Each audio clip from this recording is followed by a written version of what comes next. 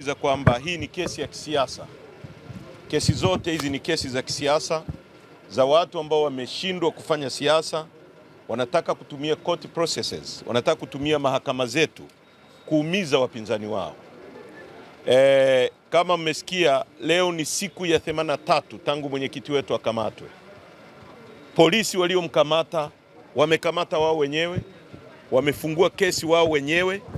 Wao wenyewe ndio wanatakiwa kutoa ushahidi mahakamani. Sasa wanaingia huku, wanatokea huku. Tunaendelea wa siasa, Watanzania wenye nchi hii waamue ni nani wanataka awe kiongozi wao. Kutana tena, wanachadema hawatapiga magoti kwenye udhalimu, hatutasujudu kwa mtu yoyote.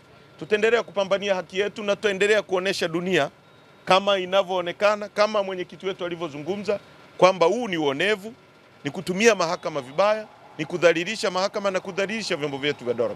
Kwa hiyo tunaitaka serikali iondoe hii kesi, kwa sababu ni kesi yake, ni kesi ya watu wanaoogopa kushindana na sisi. Waondoe hii kesi na mambo mengine na vipingamizi vyote vya kujaribu kuzuia operation ya no reform. Waturuhusu tukutane uwanjani, mtu kwa mtu, mwananchi kwa mwananchi, na wananchi endeleeni kutunga mkono, kwa sababu sisi tuko kwenye upande wa haki na upande wa ukweli, na ukweli utashinda. Asanteni sana.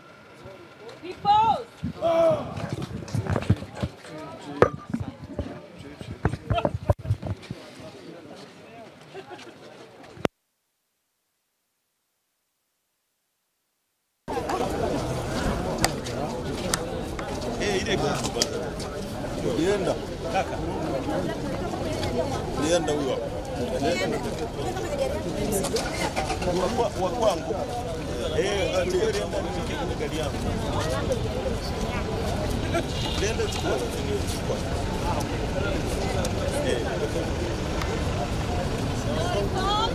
No reforms. Peoples. Wamenunua utumwa, wasiogope nzi. Sababu wamenunua utumwa.